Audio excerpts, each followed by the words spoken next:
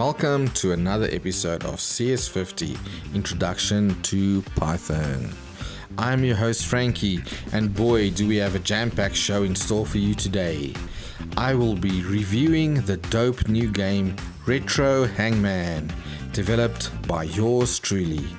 It has state machines, it has random generators, it has ASCII art, it plays music and sounds using different threads, and above all, it has Kelsey!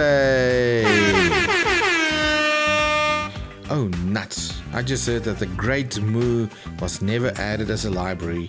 Oh my goodness, how can this be? Luckily she doesn't hold a grudge. What a nice old gal. Okay, so on that note, let's just dive right in. Retro Hangman starts off with a blast, bold retro ASCII graphics, addictive gameplay, and foot-stomping soundtrack. But as any developer will tell you, not everything is always smooth sailing. The sound does not seem to work in the online version of VS Code. But don't fret, as a special bonus, we have recorded some footage of sound too. So, the game starts with asking your name and dares you to play it. Choose your level wisely, or this might be the last time you play.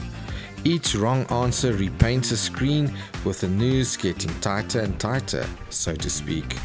Guess the letters of the word correctly, and you live to play another day. Get it wrong, and some hates might roll. Of course, a hangman loves us.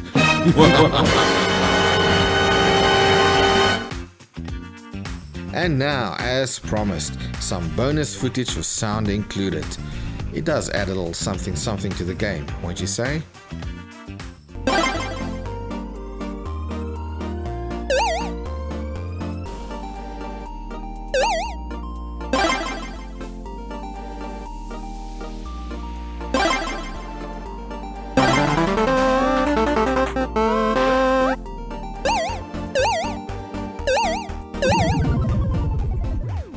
Some final last words. We have just been informed that Kelsey thinks this game is happening. We have it from good authority that she said Retro Hangman is dope. And that, my friends, is a direct quote. Happy hunting! Oh no, now the dinosaurs want to get in on the action. Those guys can't even spell properly.